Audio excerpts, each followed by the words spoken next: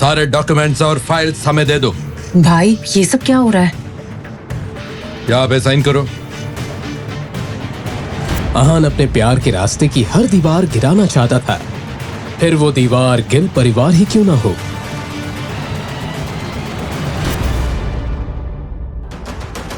नहीं नहीं नहीं। शनाया ने मौके का फायदा उठाया और जाकर कोने वाले काउच के पीछे छिप गई। कमरे के अंदर कुछ टूटने की आवाज सुनकर विकी भाई के बाकी साथी आ गए। पता नहीं शौर्य ने मुझे क्या पिला दिया है, मेरा सर दर्द से फटा जा रहा है। एक बार इस बदमाश आदमी की चुंगल से निकल जाओ, फिर शौर्य को देखती हूँ। उन्होंने अपने बॉस की ऐसी हालत को देखकर पूछा, भाई अब ठीक है ना? मैं ठीक हूँ।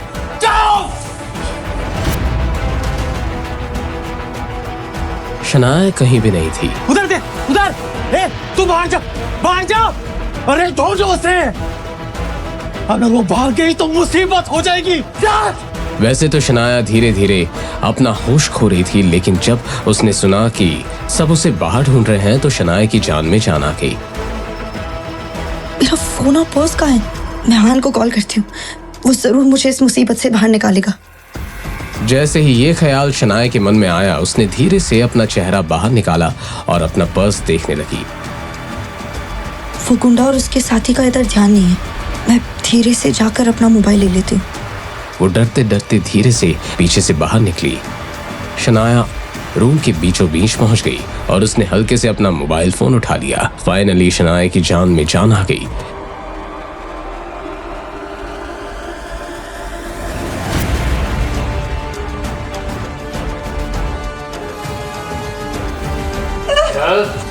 विकी भाई, इस लड़की को ऐसा सबक सिखाना पड़ेगा ताकि ये जिंदगी भर आपको याद रखे। हाँ ठीक बॉस।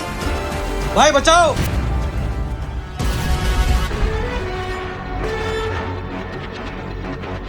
आहान, क्या ये लड़का शनाया का पति है?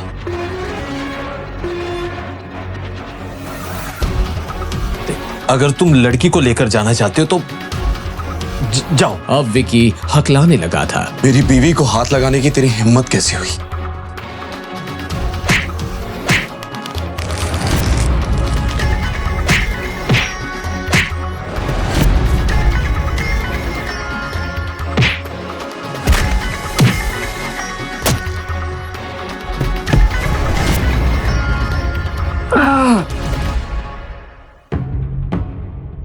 कुछ देर पहले आहान लंच के लिए घर ही जा रहा था, मगर तभी उसका फोन बजा। कॉल मिसेस यामिनी गिल ने किया था और उन्होंने आहान को बताया कि शनाया शौर्य की कॉल के बाद बाहर चली गई थी। एकदम से आहान की आंखों के सामने शौर्य की वो मुस्कान आ गई और सब कुछ आहान की समझ में आ गया। शनाया, मुझे माफ कर दीजिए, मैं सही वक्त पर नहीं आ पाया और आपकी ये हालत हो गई, लेकिन अब मैं सब ठीक कर दूंगा।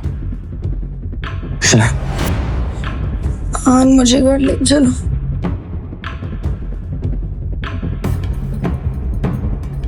अपनी बीवी की ऐसी हालत देखकर आहान के दिल में नरमी छा गई। उसे अपने सीने में दर्द सा महसूस हुआ। आहान ने आंखों में गुस्से की जलती हुई आग लेकर रॉकी की तरफ देखा। रॉकी की सिट्टी पिट्टी गुम हो गई थी। अब देख क्या रहा है, मार उसको यार। रॉकी अपने बॉस विकी भाई से कुछ कहता, उसने आहान की तरफ देखकर सवाल किया, ये मैटर सॉल्व करने के लिए हम क्या कर सकते हैं? रॉकी एक बहुत ही होशियार बॉक्सर के साथ साथ समझदार इंसान भी था। वो जानता था कि हार मान लेना ही समझदारी का काम था। इस आदमी ने अपने गंदे हाथों से मेरी बीवी को छुआ है। राइट हैंड या लेफ्ट हैंड? वही हाथ।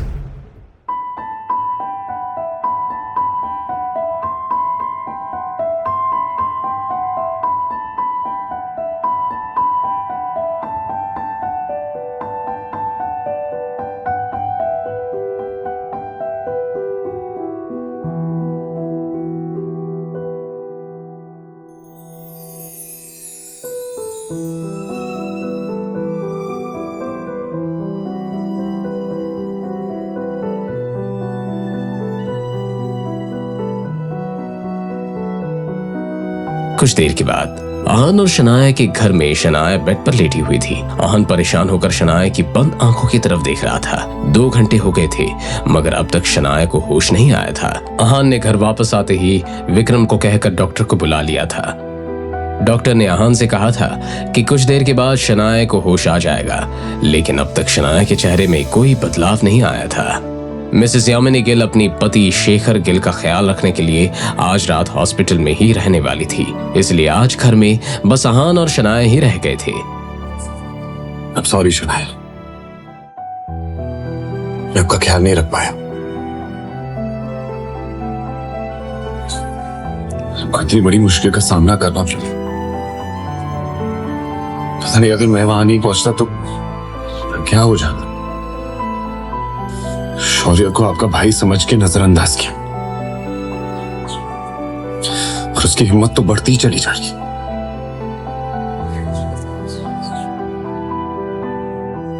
आप ठीक हो जाइए तो शौर्य को मैं देख लूंगा।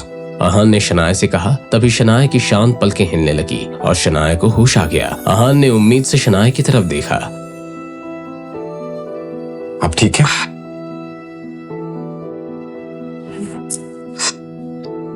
मैं आपकी मदद कर। शनाया ने सहारे के लिए आहान के हाथ को पकड़ लिया और उठकर बैठ गई। आहान ने शनाया के पीछे तकिया लगाया मगर जब वो वापस सही से खड़ा होना चाहता था, आहान शनाया की इस हरकत से दंग रह गया। उसने शनाया से सवाल करते हुए कहा, क्या कर रही हैं आप? क्या हुआ?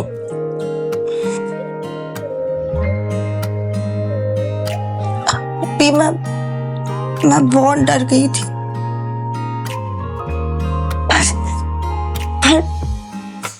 पर आप मेरे साथ हैं तो अब कोई डर नहीं है। अपने आखिरी शब्द कहते हुए शनाया किसी छोटी बच्ची की तरह मुस्कुरा रही थी। मैं हमेशा आपके साथ हूं, आपको डरने की कोई जरूरत नहीं है। ये सुनकर शनाया को अलग सी राहत मिली, मगर अगले ही पल शनाया ने जो कहा उसे सुनने के बाद आहान बेचैन होने लगा। शनाया को क्या हो गया था? अब आहान क्या करेगा? जानने के लिए सुनते रहिए पॉकेट FM।